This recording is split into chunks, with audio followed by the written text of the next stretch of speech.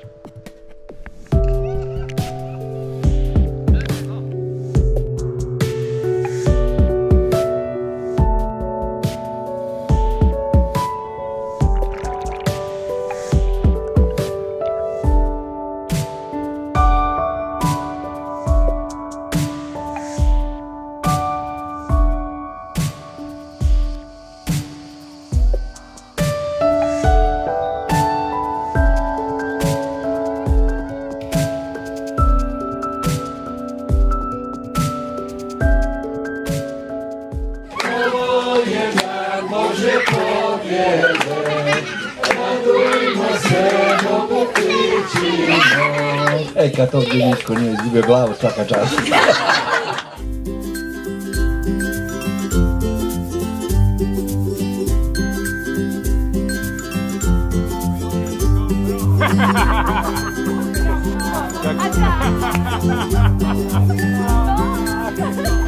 Gabi!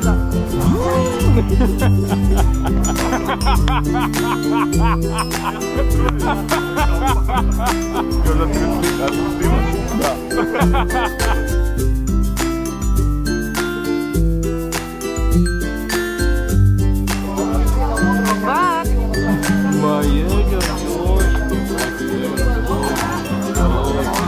jeste li vi neobična obitelj?